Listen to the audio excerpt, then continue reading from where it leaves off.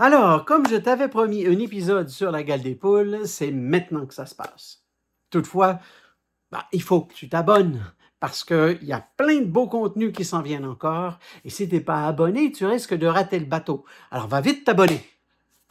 C'est parti. Bon, salut tout le monde. Alors, comme je vous l'avais promis, voici l'épisode sur la fameuse gale que les oiseaux et les poules ont, qui peut se dériver en 3 parties. Donc, lorsqu'il s'agit des pattes, nous parlons du mutant. Lorsqu'il s'agit de la gale déplumante, nous parlons du gallinae. Et lorsque nous parlons de la gale du bec, nous parlons du pilei. Aujourd'hui, on va surtout s'intéresser au mutant, celui qui est le plus commun au niveau des pattes de vos poules. Même s'il s'agit du même parasite, on le qualifie en 3 temps comme ça parce qu'il s'attaque à 3 différents endroits. Bon, maintenant, qu'est-ce qui fait qu'il s'attaque plus à un endroit qu'à un autre? C'est sûr qu'il y a une question probablement d'immunité ou de gène là-dessous parce qu'il y a effectivement certaines poules qui ne souffrent jamais de ça. Hein, on ne les voit jamais souffrir de ça. Il y en a d'autres que la moindre petite attaque, ils sont par terre. Donc, il y a de toute évidence une question de génétique sous cette situation-là. Mais pour revenir sur ce qu'on va se concentrer dessus, même si on va parler un peu des autres variantes, pour ce qui est de la gale des pattes, les fameuses petites coquilles qui se soulèvent comme ça. J'ai pas de photo ici à l'appui pour l'épisode, mais vous allez pouvoir faire vos recherches vous-même sur le web. Les petites écailles se lèvent et ça, on dirait un crumble sur les pattes à ce moment-là. Faut surtout pas les détacher, hein. Quand c'est bien traité, ça tombe tout seul. Non, je sais qu'il y a un gros débat sur la manière de traiter la gale des pattes et ça va souvent avec notre expérience personnelle ou nos valeurs, en fait, et les limites de notre compréhension également. Alors, c'est sûr qu'il y a des gens qui vont vouloir des méthodes douces. C'est souvent, l'idée, c'est de ne pas penser que nous sommes en train de nous traiter nous-mêmes, en tant qu'être humain, mais nous traitons un animal qui, certes, est doté de sentiments et d'émotions, mais qui n'a pas la même résistance immunitaire que nous. Nous avons, les êtres humains, une résistance immunitaire bien plus faible que celle des animaux. Les animaux ont des résistances beaucoup plus élevées aux bactéries et aux parasites. Donc, il ne faut pas chercher trop la comparaison quand on veut appliquer une solution pour résoudre une problématique. Dans mon cas à moi, et évidemment, je vais vous mettre une vidéo, un lien juste en bas de la vidéo ici. Vous pourrez voir une des vidéos connexes sur comment moi je traite la gale des pattes. Évidemment, c'est un vétérinaire qui m'a donné cette méthode-là. C'est pas quelque chose qui, lui, va si on veut, conseiller ouvertement, ou peu importe, parce que ça reste délicat quand on en parle. Donc, c'est quelque chose que lui appliquait à son propre cheptel. Souvent, il faut des méthodes plus carrées pour résoudre des problèmes plus carrés. Hein? Alors, nous, ici, à la ferme, on les traite en plongeant les pattes dans l'essence. Vous allez voir évidemment dans la vidéo connexe, la vidéo associée, comment on fait. Et puis ensuite, on va enrober la pâte de vaseline et on va faire un cycle de 3 jours, à peu près comme ça.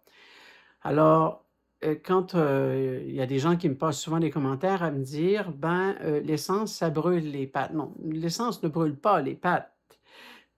C'est irritant. C'est pas la même chose. Et c'est pour ça qu'on met un enduit de vaseline.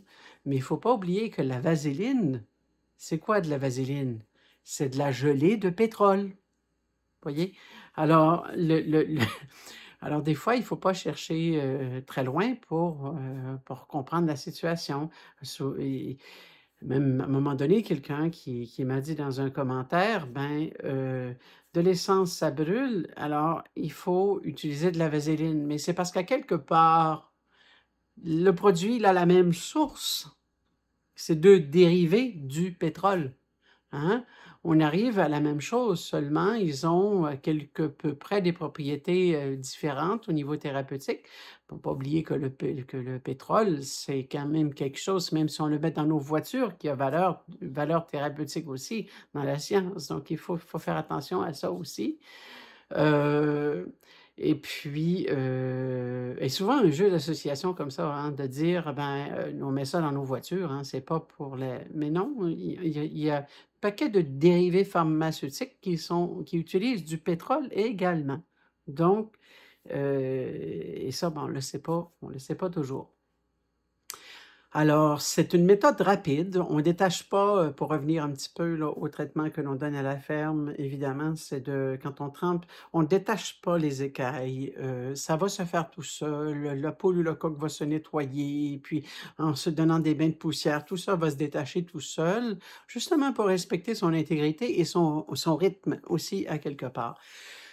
Là, il y a des gens qui vont utiliser de l'huile de cad. Bon, moi, j'ai personnellement rien contre l'huile de cad et je vous invite à l'utiliser si vous voulez bien l'utiliser et si vous trouvez que ça convient à vos besoins. Le truc, c'est que c'est pas rapide, c'est lent. Le traitement, il est lent. Et quand on a une poule qui souffre, ben, mieux vaut régler la situation rapidement. Mais philosophiquement, c'est à tout un chacun, ça appartient à celui qui le pratique, hein, dans son âme et conscience. Et ça, je le respecte. Mais chez moi, je pratique autre chose. Et si je respecte les autres dans ce qu'ils sont, dans leur méthodologie, je m'attends également à être respecté dans ma pratique et dans ma méthodologie. Je ne la considère pas plus barbare que de tenir un traitement qui va durer 2 semaines, 1 mois, voire 6 semaines avant d'avoir des résultats. Alors que moi, en 3 jours, c'est réglé. Alors, je pense que respectivement, des deux côtés, on gère la situation du meilleur de sa connaissance, en son âme et conscience. Bon. Alors voilà pour les 2 méthodes de traitement. Maintenant, comment on peut prévenir qu'une telle chose arrive? Alors, je vais y revenir tout à l'heure. Et le sujet va être la terre de diatomée, en fait. Il y a aussi, dans la liste des vidéos précédentes, vous allez pouvoir trouver un des vidéos qui nous parle de terre de diatomée et comment en mettre dans son poulailler. Alors, je mets ça de côté. Nous allons couvrir rapidement la gale du bec et la gale déplumante pour revenir vers les méthodes de prévention finalement. Quand on parle de gale déplumante, là, il faut faire attention parce que dès qu'il manque des plumes à notre poule, beaucoup de gens arrivent à la conclusion que nous sommes dans la gale déplumante. Alors que c'est un plein de maladies de la peau, là, c'est pas que ça. La gale déplumante, un des signes, c'est quand on voit sa poule s'arracher carrément s'arracher ses plumes. C'est pas des plumes qui tombent. C'est la poule qui essaie de se dégager, donc dès qu'il repousse des petites plumes, elle se les arrache à mesure. Donc, carrément, là, elle se les arrache parce que ça pique, parce qu'elle essaie de se soulager, elle se les arrache. La peau semble saine, tout semble sain. On voit les plumes qui cherchent à repousser, hein, mais ils n'y arrivent pas parce que la poule les retire au fur et à mesure. Ça, c'est un signe de gale déplumant. Il y a d'autres problèmes de peau, comme les poux maliformes, les poux rouges, qui se font même des nids, des croûtes sur le dos des poules. Ça, c'est pas de la gale déplumante, c'est des poux, hein, qui se font des nids et qui habitent très souvent au sein du cloaque de la poule, qui se cachent là durant le jour, qui sortent la nuit. Ça, c'est autre chose. Et on va y revenir dans un autre reportage sur les poux maliformes, les poux rouges. Mais comment on traite ça? Bon, je vais également y revenir plus tard, toujours avec la recette de terre de diatomée dans le but de prévenir. Maintenant, comment on traite ça lorsqu'on a un problème comme ça? C'est assez difficile, mais il y a des solutions compte tenu du fait que ces parasites ont une durée de vie maximum de 14 à 25 jours. Ils vont pondre des œufs qui, eux, vont éclore au bout de 30-35 jours. Donc, le truc, c'est d'avoir les adultes pour ne plus qu'ils pondent d'œufs. Et ensuite, lorsqu'il y a éclosion des bébés, d'avoir les bébés, et tout ça va se résoudre avec la méthode que je vais vous expliquer tout à l'heure. Et il y a bien sûr la gale du bec, du visage, qui peut s'attaquer à la face et qui mange le bec. Vous avez déjà vu certains d'entre vous, des poules ou des coqs qui perdaient littéralement une partie du bec, ou un bec qui friable, qui se fend, ou un morceau qui tombe, peu importe. Et ça repousse, et ça tombe. J'ai déjà eu un cas comme ça, en fait. Et puis, ça s'était reformé à la fin. Hein? Parce que, à la fin, et comme je vous dis, quand ça s'attaque à nos animaux, à part le mutant que je vous ai parlé tout à l'heure au niveau des pattes, le reste, c'est plutôt un traitement terre de diatomée, en fait, qui va nous prendre environ 2 mois de résolution complète. Donc, c'est plus... Faites de la ripe de bois, mais pas nécessairement des copeaux de bois, de la ripe de bois, que l'on peut mélanger avec la terre de diatomée. L'idée, vraiment, c'est de placer sa litière. Moi, je la mets dans un tas au milieu parce que les poules vont s'occuper elles-mêmes de l'étendre un peu partout. Et sur le tas, je mets de la terre de diatomée. Maintenant, comment en mettre? Vous irez voir dans les épisodes précédents pour bien comprendre comment on la met. Et ce sont les poules qui vont se charger de l'étendre. Donc, quand les poules vont se donner un bain de poussière, c'est là que les choses vont se mettre à aller mieux. Parce que si on leur donne l'occasion de se donner un bain de poussière par jour, durant 1 mois, 2 mois, là, on vient de régler notre situation sur tous les plans. Parce que, comme je vous dis, ce parasite-là vit de 14 à 25 jours. Tout au plus. Alors là, les adultes sont morts. Pour les œufs qu'ils ont pondus, les œufs vont finir par éclore. Les petits qui naîtront de ça seront exposés justement à ces bains de poussière avec de la terre de diatomée, ne seront pas adultes pour pondre des œufs suffisamment pour que donc le travail sera déjà entamé. Donc vous finirez par en venir à bout grâce à ça.